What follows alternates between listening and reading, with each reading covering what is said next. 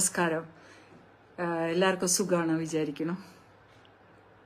കേരളത്തിലെ ഇന്ന് ആ ഒരു വാർത്ത കേട്ടുകൊണ്ടാണ് നമ്മളെല്ലാം നേരെ വെളുത്തത്.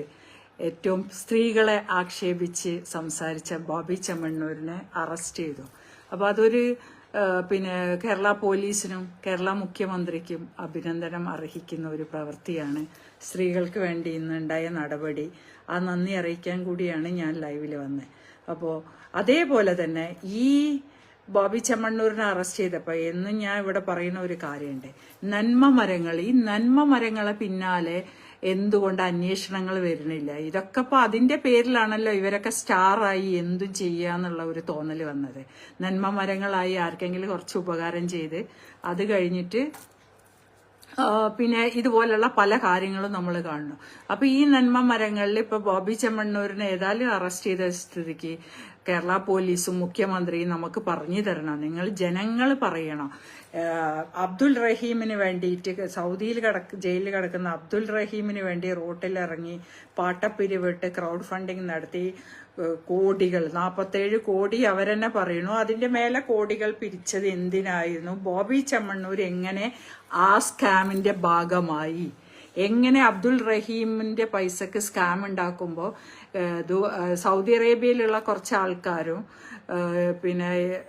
ഇവിടെ കോഴിക്കോടുള്ള കുറച്ച് ആൾക്കാരും ഇന്ത്യൻ എംബസിയിലെ ചില ഉദ്യോഗസ്ഥരും ആണെന്ന് പറയണ സോക്കോൾഡ് ഇന്ത്യൻ എംബസി ഉദ്യോഗസ്ഥര് പറഞ്ഞ് എടുത്ത ഈ ഒരു പൈസ പിരിപ്പിക്കാൻ വേണ്ടി പാട്ടപ്പിരിവ് നടത്തി മരുന്ന് വാങ്ങാൻ വെച്ചവന്റെ പൈസ, തൊണ്ട് പൊട്ടിച്ച കുട്ടീന്റെ പൈസ, അമ്മച്ചീന്റെ പൈസ എന്നൊക്കെ പറഞ്ഞ ഓരോരുത്തരും കൊടുത്ത പൈസ സക്കാത്തിന്റെ പൈസ ചെയ്തു. അപ്പൊ ചോദിക്കും സംഖ്യകള് പറഞ്ഞ തന്നെയാ കറക്റ്റ്. സംഖ്യക്കെല്ലാം അറിയാം. സംഖ്യ പറഞ്ഞാൽ ജ്ഞാനുണ്ട് എന്നുള്ള അർത്ഥം. അപ്പോ ഈ ഒരു കാര്യം എന്തുകൊണ്ട് അന്വേഷിക്കുന്നില്ല കേരളത്തില്? ഇന്ന് EDന്റെയും NIAന്റെയും ശ്രദ്ധയിൽ ഇത് വന്ന് അവരന്വേഷണം തുടങ്ങി. ഇതും കൂടി ഏതായാലും അറസ്റ്റ് ചെയ്ത സ്ഥിതിക്ക് ഈ കാര്യം കൂടി നന്മയുടെ പേരും പറഞ്ഞ് മനുഷ്യരെ പറ്റിക്കുന്ന ഒരു ചായ ആക്കണ്ട. അതിനെപ്പറ്റിയൊന്നും എനിക്ക് കൂടുതൽ അറിഞ്ഞുകൂടാ. പക്ഷെ ഈ കാര്യത്തെ പറ്റി എനിക്കറിയാം. ലോക്സഭാ ഇലക്ഷൻ സമയത്ത് ഒരിക്കലും Indian embassy, ministry of external affairs പൈസ വാങ്ങി എന്നാണ് ഇവർ പറയുന്നത്. ദുബായില് പ്രതിഭാഗം വക്കീലിന് ഫീസായിട്ട് കൊടുക്കാൻ അയാളാണ് സപ്പോർട്ട് ചെയ്യണത്. ഇതിന്റെ കഥ അറിയോ? ഈ ഒരു കോർട്ടില് കോടതി ഉത്തരവില്ലാത്ത ഒരു പൈസ ഇന്ത്യൻ എംബസിയോ മിനിസ്ട്രി ഓഫ് എക്സ്റ്റേണൽ അഫയേഴ്സോ വാങ്ങൂല. ഫസ്റ്റ് ഓഫ് ഓൾ അതുകൊണ്ടാണ് ഇതിൽ സംശയം വന്നത്. ആ എക്സ്റ്റേണൽ അഫയേഴ്സ് വാങ്ങാത്ത പൈസ എങ്ങനെ സൗദി അറേബ്യയിലെത്തി? ആ പൈസ എങ്ങനെയെന്നുള്ള ഇയാള് വാങ്ങി, ഇയാളും അതിൽ ഉത്തരവാദിയായി എന്നുള്ളത് നമുക്കെല്ലാം അറിയാം. അപ്പൊ അതിനുള്ള ഉത്തരം കൂടി ബോബി ചെമ്മണ്ണൂരിന്റെ കഴിക്കുന്നത് നമ്മൾ നാട്ടുകാർ. ഇന്നിപ്പം മീഡിയകളിലൊക്കെ ഞാൻ ചർച്ചകൾ കണ്ടു. അവിടെയൊക്കെ ഇതിനെപ്പറ്റി പറയും. ബോഡി ഷെയ്മിങ്ങിനെ അധിക്ഷേപിച്ച് സംസാരിക്കുന്ന ഈ ഓൺലൈനിൽ വന്ന് വൃത്തികേട് പറയുന്നവർക്കൊക്കെ ഉള്ള ഉത്തരമാണ് അവിടെ പറയും. അപ്പൊ ഇതും അന്വേഷിക്കേണ്ട ഒരു കാര്യമാണ്. ഈ നന്മ മരങ്ങളുടെ പേരും പറഞ്ഞ് കേരളത്തിലല്ലാത്ത ഒരു സ്ഥലത്തും ഇങ്ങനത്തെ ഒരു ഫണ്ടും ഇങ്ങനത്തെ കാര്യങ്ങളും ഇല്ല. വേറെ എവിടെയെങ്കിലും നമ്മൾ കണ്ടിട്ടുണ്ടോ? ഇല്ല. ഇത്രയധികം പൈസയും നമ്മളെ ആൾക്കാരിൽ നിന്നാണ് ചൂഷണം ചെയ്യാൻ പറ്റുന്നത് കൊണ്ടാണ് ഇങ്ങനെ പൈസ വാങ്ങുന്നത്. ഇവര് ശരിക്കും യൂട്ടിലൈസ് ചെയ്യാണ്. ഈ മലയാളിയുടെ നല്ലൊരു മനസ്സിനെയാണ് ഇവർ ചൂഷണം ചെയ്യുന്നത്. അപ്പൊ ഇനിയിപ്പോ ഉണ്ടാവുന്ന കാലത്ത് ഒരാളും ആർക്കും സഹായിക്കാത്ത ഒരു ഇടപാട് വരെ ഈ ബോബി ചെമ്മണ്ണൂർ ഉണ്ടാക്കി. കാരണം ബോബി ചെമ്മണ്ണൂർ മുമ്പിൽ ഇറങ്ങിയത് കൊണ്ടാണ് ഇത്രയധികം പൈസ പിരിച്ചതെന്ന് എല്ലാവർക്കും മലയാളികൾക്ക് അറിയാം. ബോബി ചെമ്മണ്ണൂരിനെ എല്ലാ മന്ത്രിമാരും പാണക്കാട് തങ്ങളും അടക്കം പാണക്കാട് പോയി പോലും അനുമോദനം വാങ്ങിയ ആളാണ്. അപ്പൊ ഇവരെല്ലാം ചോദിക്കണേ, ഇത്രയും മോശപ്പെട്ട പരാമർശം സ്ത്രീക്കെതിരെ നടത്തുന്ന ഒരാൾക്ക് എന്ത് നന്മയാണ് ഉണ്ടാവുക? അപ്പൊ ഈ നന്മകൾ ചെയ്യണതിന്റെ പിന്നിലും വലിയ സ്റ്റോറീസ് ഉണ്ട്. സ്റ്റോറീസ് ഒക്കെ പുറത്തു വരാൻ പോകുന്നേ ഉള്ളൂ. അപ്പൊ ഇന്ത്യൻ എംബസിയിൽ എങ്ങനെ പൈസ എത്തി? ഇന്ത്യൻ എംബസി കൊടുത്തു പറയുന്ന ആര് വാങ്ങി? ഈ റഹീം സഹായ സമിതി എന്ന് പറയുന്ന ആൾക്കാർ പറയണം.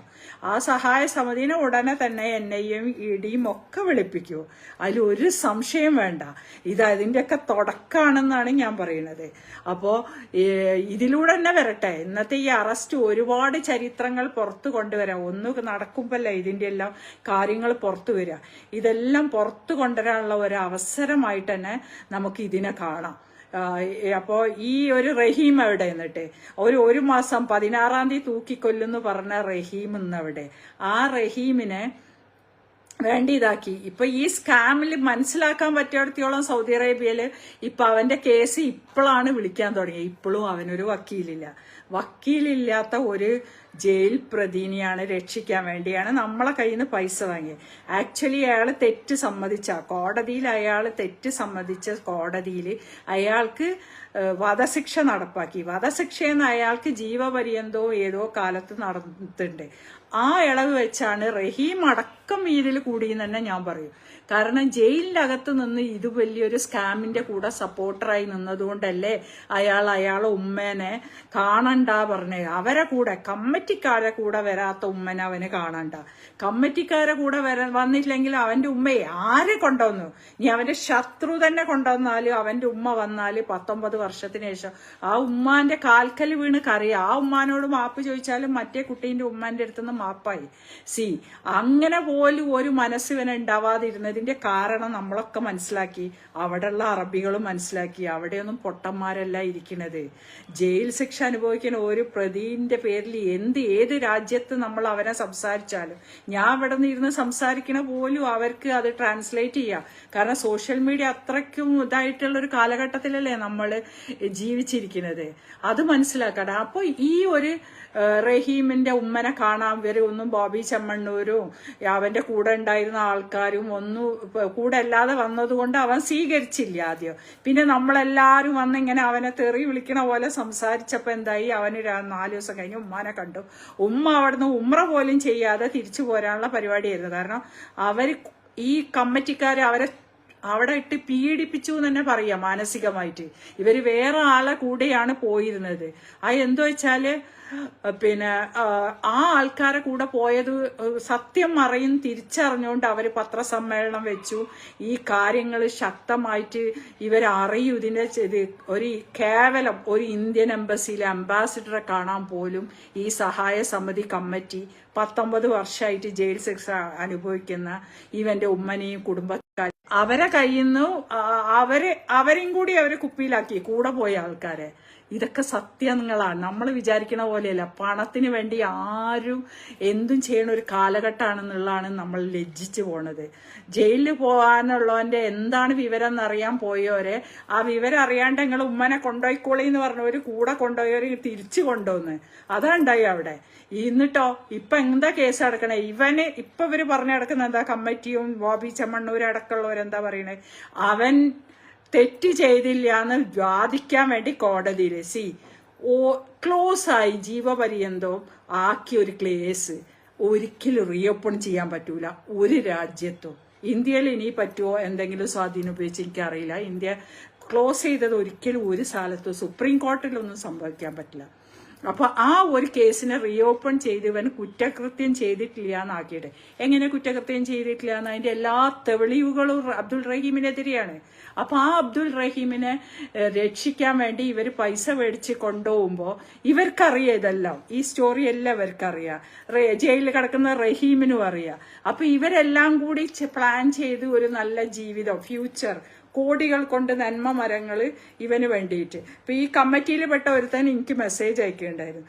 ഞാൻ ആരെയും ജയിലിന് പുറത്തെടുത്തില്ല. അപ്പോൾ യമനിലെ നിമിഷപ്രിയനെ പറ്റിയിട്ട് ചോദിച്ചിട്ട് വരുന്നത്. നിമിഷപ്രിയക്ക് വേണ്ടി ആക്ച്വലി അത് ഒരു ഗവൺമെന്റ് പ്രൊസീജിയറിലാണ് നടക്കുന്നത്. അത് ആൾക്കാർ ആ അഡ്വക്കേറ്റ് ഒരു വിങ് തന്നെ അതിന് പ്രവർത്തിക്കുന്നുണ്ട്. നമ്മളൊന്നും ആവശ്യമില്ല. ഇതിലൊക്കെ വരുന്നത് വെച്ചാൽ ഇത് നാട്ടിൽ നിന്നുള്ള ആൾക്കാർ ഒരു കുന്തോ അന്തോ ഇല്ലാത്ത എന്ന് പറയുന്ന ആൾക്കാർ സൗദി അറേബ്യന്റെ സുപ്രീം കോർട്ട് നിയമം എന്താണ്, അവിടുത്തെ ശരീഅത്ത് ലോ എന്താണെന്ന് പോലും അറിയാത്ത. കാരണം പിന്നെ വധശിക്ഷയ്ക്ക് വിധിച്ച ഒരാളെ ജീവപര്യന്താക്കിയാൽ പോലും അവിടുത്തെ രാജാവ് തന്നെ വിചാരിക്കണം അവനെ വിടണമെന്ന്. ഇവര് ബ്ലഡ് മണി അപ്പുറത്തെ വക്കീലിന് അപ്പുറത്തെ വീട്ടിൽ കൊണ്ടുപോയി കൊടുത്താലൊന്നും ആരും സമ്മതിക്കൂല. പിന്നെ പ്രതിഭാഗം വക്കീൽ എന്ന് പറയുന്നത് കോടതി വെച്ച റഹീമിന്റെ വക്കീലല്ല, ഗവൺമെന്റ് വക്കീലല്ല, അയാള് പ്രൊഫഷണലി വക്കീലുമല്ല. ഈ ചങ്ങാതിക്ക് പ്രൊഫഷണലി ഒരു വക്കീൽ പോലും ഒന്നും ഇല്ലാത്ത ഇതിന് എന്തുകൊണ്ട് ഈ ബോബി ചെമ്മണ്ണൂരും ടീമും ഇത്ര വലിയ പിന്നെ നന്മ മരങ്ങളാണെങ്കിൽ അദ്ദേഹത്തിന് ഒരു വക്കീലിനെ വെച്ചിട്ടില്ല? ഇപ്പോഴും വക്കീലില്ല. അയാൾ ഉമ്മ എപ്പോഴും വിചാരിക്കുന്ന അയാൾ ഇപ്പൊ വരും, അയാൾ അടുത്ത സിറ്റിംഗ് 4 സിറ്റിംഗ് ഒരു പൈസ നമ്മൾ കൊടുത്തേരെ അതായി. അപ്പൊ എന്തുകൊണ്ട് അത് വരുന്നില്ല? അതൊക്കെ ചോദിക്കേണ്ട ജനങ്ങളാണ്. ഇന്നിപ്പം ജനങ്ങൾ പ്രതികരിച്ചുകൊണ്ട് ഹണി റോസിന്റെ കാര്യത്തിൽ ഒരു തീരുമാനം കിട്ടി. ഇനി എന്തോ ആവട്ടെ, ഇതിനൊക്കെ ഇവിടെ ഗവൺമെന്റും പോലീസും ഉണ്ട് എന്നുള്ള ഒരു ഉത്തരാണത്. അതുപോലെ ഈ നന്മ മരങ്ങളെ ഇവർ ചെയ്യണ കാര്യങ്ങൾ, ഇവരയച്ച പൈസ എങ്ങോട്ടയച്ച്. പിന്നെ ഏറ്റവും വലിയ സന്തോഷകരമായ ഒരു ന്യൂസാണ് ഇന്ന് 1000 അക്കൗണ്ടുകൾ, 1000-ൽ പരം അക്കൗണ്ടുകളാണ് NIA പരിശോധിക്കുന്നതും അതാക്കാൻ പോണത്. അതിലൊക്കെ ഈ അക്കൗണ്ടും ഇല്ലേന്ന് നമുക്കൊരു ചിന്തിച്ചൂടെ? ഞാൻ ഇപ്പോൾ അധികമൊന്നും പറയുന്നില്ല, ചിന്തിക്കണം. കാരണം ഈ പൈസ ആർക്ക് വേണ്ടി ചെലവാക്കി? റഹീമിന് വേണ്ടി ചെലവാക്കിയെങ്കിൽ റഹീം ഇവിടെ എത്തൂ, അല്ലെങ്കിൽ ആ ഗവൺമെന്റിൽ റെക്കോർഡ് ഉണ്ടാവും. അപ്പൊ സൗദി അറേബ്യ എന്നുള്ള രാജ്യവും ഇപ്പൊ നമ്മളോട് ചോദിക്കുന്നത് എന്താണ്? ഈ രാജ്യത്തോട് എന്തിന് പിച്ചച്ചട്ടി എടുത്തിട്ട് ഒരു രാജ്യത്തിന്റെ പേര് മോശമാക്കാൻ വേണ്ടിയിട്ട് നിങ്ങളുടെ നാട്ടിൽ ഇത് ചെയ്തു എന്നാണ് ഇന്നിപ്പോ ഇന്ത്യൻ എംബസിനോട് ചോദിക്കുന്നവര്. അപ്പൊ അവർക്ക് ഉത്തരമില്ല. അപ്പൊ മൊത്തം ഒരു സ്കാം നടന്ന് ആ സ്കാം മുഴുവനും പൊളിയും. എല്ലാം ആരാ പറയുന്നത്, കള്ളപ്പണം വെളുപ്പിക്കാൻ കേരളത്തിലെ ചിലർ കാട്ടിക്കൂട്ടിയ നാടകം. അതന്നെ സത്യം. അതാണ് ഈ പിന്നെ ഇതിൽ വന്ന ഒരു മെസ്സേജ്. അതന്നെ കേരളത്തിലെ ജനങ്ങളെ പറ്റിക്കാൻ വേണ്ടിയിട്ട് ഇതേ വഴിയുള്ളൂ. കാരണം സിമ്പതി എമ്പതി ഒക്കെ ഉണ്ടാക്കിയാൽ നമ്മൾ വേഗം വീഴും. അതിന് കൂട്ട് നിൽക്കണവരും നല്ലവരും അല്ലാത്തവരും രാജ്യത്തിന് വേണ്ടി എന്തെങ്കിലും സംസാരിക്കുക, നമ്മളെ സുരക്ഷയ്ക്ക് വേണ്ടി എന്തെങ്കിലും സംസാരിക്കുക ചെയ്താൽ ഓൻ സംഖ്യയായി RSS ആയി. ബാക്കി എല്ലാവരും നല്ലത്. രാജ്യം എന്ന് പറഞ്ഞ ഒരു സാധനം നമുക്ക് ഉണ്ടാവാൻ പാടില്ല. അതിൽ പെട്ടാണ്. അപ്പൊ ഈ ഒരു വലിയൊരു സംഭവം ഉണ്ടാക്കി പിന്നെ അന്ന് മതേതരം പറയലും മതേതരക്കാരെ ഇറങ്ങലും. എന്താ മതേതരം? ഇപ്പൊ നമ്മൾ കാണുന്നുണ്ടല്ലോ കേരളത്തിൽ മതേതരം നടക്കുന്നത്. ഭയങ്കര മതേതരം തന്നെ. എല്ലാത്തിനും ഒരു മതമേ ഉള്ളൂ. അങ്ങനെ മതേതരാവുക? ഒരു മതവും എല്ലാം കൂടിയിട്ടും അവര് മാത്രം തീരുമാനിക്കുന്നതിന് മതേതരായി നമ്മളൊക്കെ ചവിട്ടാൻ വരുന്നത്. ഈ രാജ്യത്ത് ഇനി ഇതൊന്നും നടക്കൂല. നമ്മളൊക്കെ ഇവിടെ വന്നിരിക്കുന്നത് പൊളിറ്റിക്സ് കളിക്കാനല്ല. ഒഫീഷ്യലി ബ്യൂറോക്രസി എന്താ പറയണേ, രാജ്യത്തെ നിയമങ്ങൾ എന്താ പറയണ, അത് വെച്ച് മാത്രമേ കളിക്കുള്ളൂ. അതാണ് നമ്മള്. അല്ലാതെ ഇവിടെ വേറെ ഇവരെ പോലെ നമുക്ക് എന്തെങ്കിലും കിട്ടാൻ വേണ്ടി ഇതാക്കുന്നതല്ല.